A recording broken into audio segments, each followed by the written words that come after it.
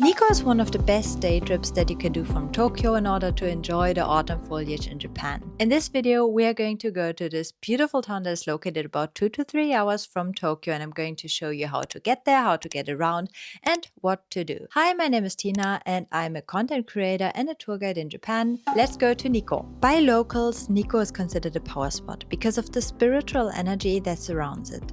Especially its nearby mountains and rivers that are believed to house spirits. Nikko therefore became a famous religious site known for its temples and shrines, in particular Toshogu Shrine, the resting place of Tokugawa Ieyasu.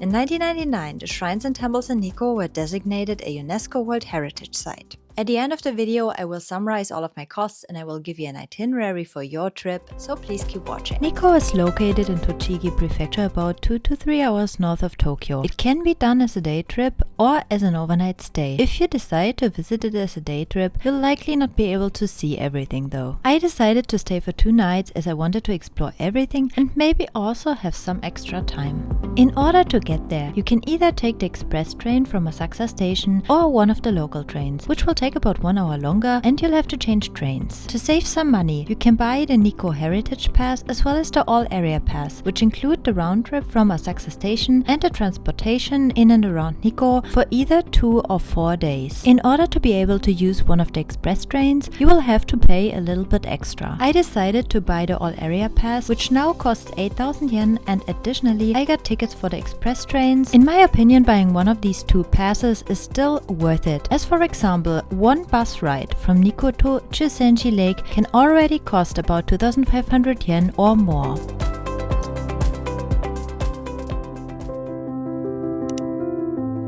If you decide to stay overnight, I'd highly recommend you to book a hotel directly around Nikko Station or maybe Shimoimaichi Station. There are trains and buses in Nikko, but they don't run as regular as the ones you will know from Tokyo.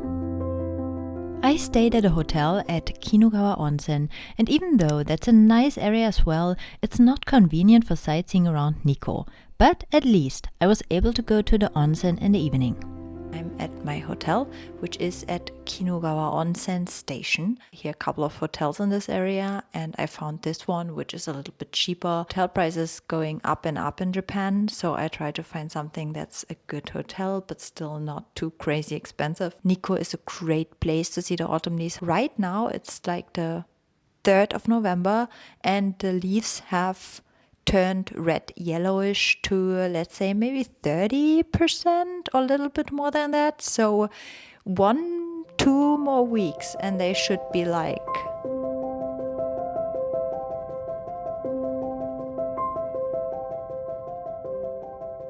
We start this video with sites that are close to Nikko Station and that you can easily do on a day trip, like Toshogu Shrine and Shinkyo Bridge. And in the second half, we'll explore everything that is about 1 hour more by bus, but still very popular, like Kegon Falls and Lake Chuzenji, as well as some more nature spots that I'd highly recommend you to visit. Just recently, a lot of tourists are coming to Nikko as well, and it is getting harder to get on and off the bus. Sometimes you won't even be able to take the bus. So if you are able to rent a car, it should be even easier to visit all the places that I'm going to mention in this video.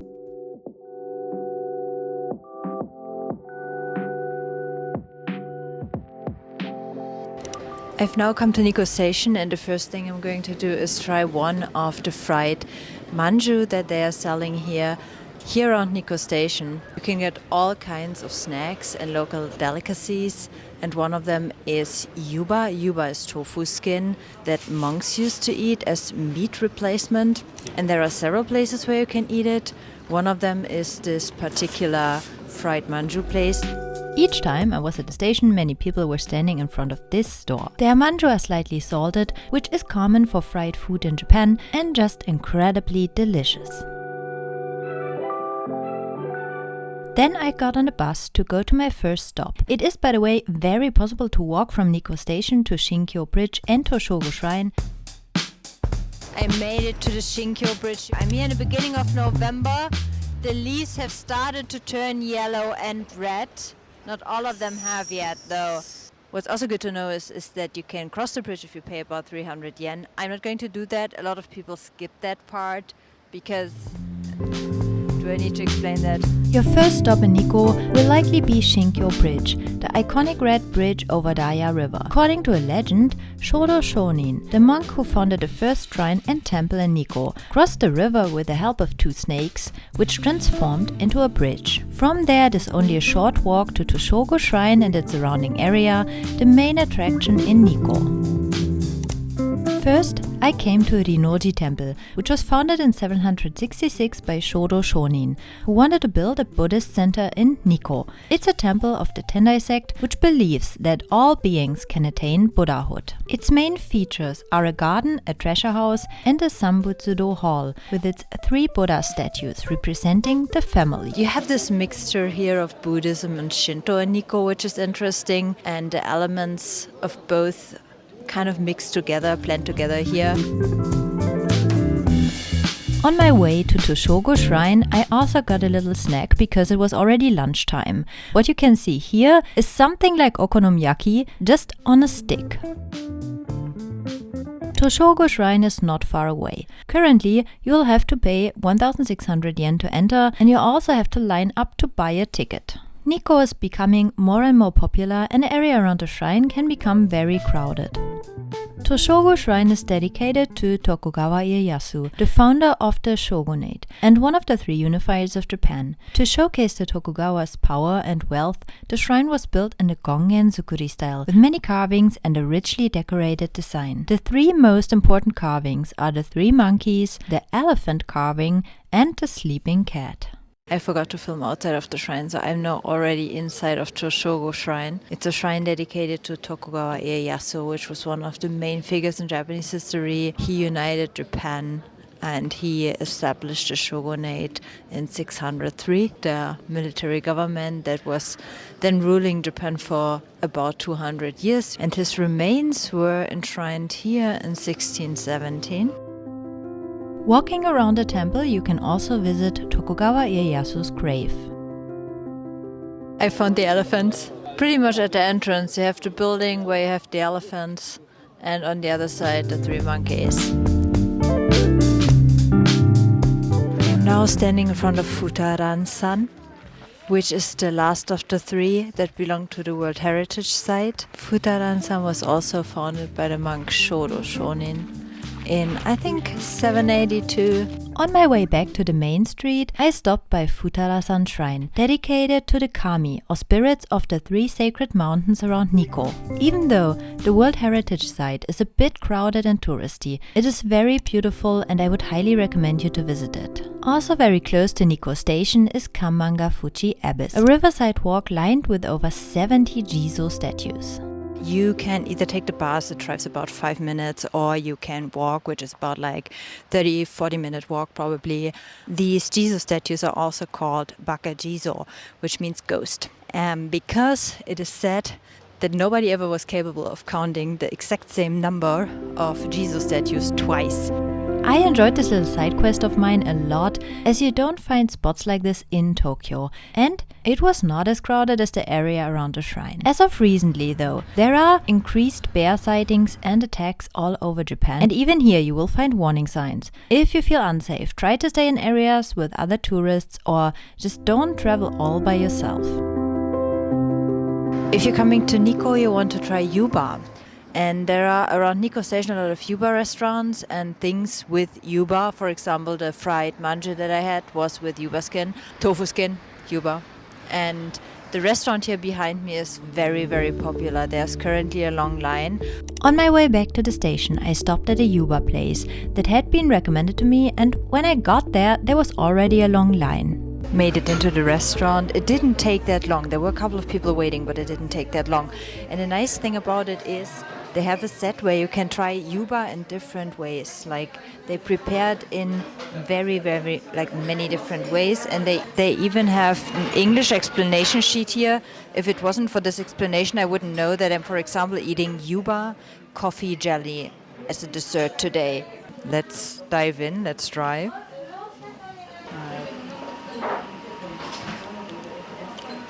Oh, this looks so good. Oh my gosh. Even this alone is like 3 different types of how you can prepare yuba.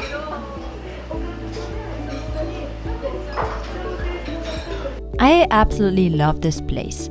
I love their yuba set and I didn't have to wait very long. The set was very affordable and it was fun to try so many dishes prepared with yuba.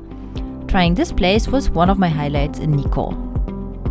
Nikko's history is closely linked to Mount Nantai, literally translated as male body. The monk Shodo Shonin climbed the mountain and enshrined its deity at Futarasan. Mount Nantai is a 2,486 meter high volcano whose last eruption was about 7,000 years ago, when Lake Chuzenji and the Kegon Falls were formed. On our second day, we got on a bus to visit exactly these areas outside of Nikko. There are 3 bus lines going from Nikko station. We always took the blue line, which takes you to the most important spots, but it is not the fastest one. There is also a line that takes you directly to Chuzenji Onsen station, but here it will take a while to get on the bus, as most people are trying to get there. I heard these rumors that it gets partly so crowded here in autumn that you can't get on the bus, and today I actually saw that. So I barely got on the bus coming here, so I skipped the ropeway. There is a view there close to Akechi Daira ropeway. Somewhere here should be the entrance to the falls, and right next to this there is also Chuzenji. Kegon Falls is one of Japan's tallest waterfalls with 97 meters and considered one of the 3 great waterfalls or something like that in Japan, whatever that means. The Kegon Falls were created when Mount Nantai's lava blocked the Daya River and formed Lake Chuzenji.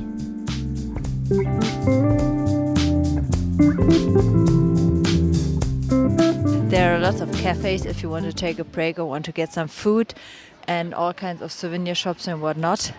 You can also take a boat ride on the lake. You can basically take this boat ride and get off at different places around the lake. I'm wondering what this is. There is a ticket machine for something. I wonder if there's another view deck or something like that. Let's check that.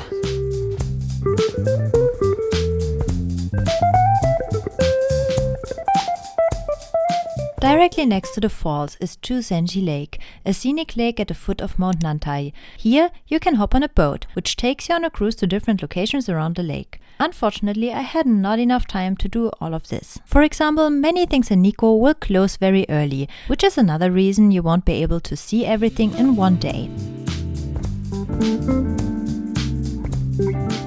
From Lake Chuzenji, you can again hop on the bus and explore the area further north. A local friend took me all the way to Senjogahara and its trails around Mount Nantai. The first thing we noticed was the change in temperature due to the altitude. On the day we went there, we even had snow. But the view was just beautiful and I enjoyed it anyway. It was in fact one of my highlights in Nikko. We are here at the Senjogahara marshlands and it's pretty cold here. Like when I arrived at Nikko station it was super warm, and here I have the feeling, actually no joke, that there is a little bit of snow falling down.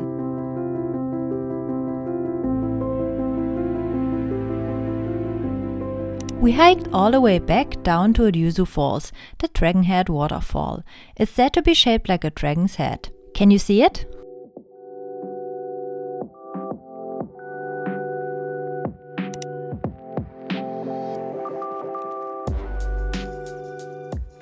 Before heading back to Nikko, we found a nice rest stop area and got a quick but delicious dinner. I had oden, a dish that's very popular in the winter, and also some kind of fried yuba snack.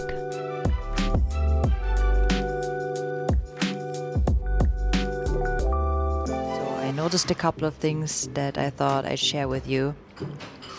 Number one is it should be easier to get a hotel directly here in Nikko if you want to see a lot, because I got a hotel that is in Kinugawa Onsen and you always have to take 2 different trains to get back, because what's actually a little bit difficult to plan this trip to Nikko if you want to see more than just a shrine is the bus ride. The best thing you can do is basically split it into 2 days. Do the first day to Toshogu Shrine and the area around Nikko station, and the second day you take the bus and go to Chuzenji and everything else that you want to see behind that. Hopefully this video helped you to prepare your trip to Nikko. If you have any questions or you feel that I missed anything, please leave them down in the comments. If you watched all the way to the end, thank you so much, and I see you then in the next one.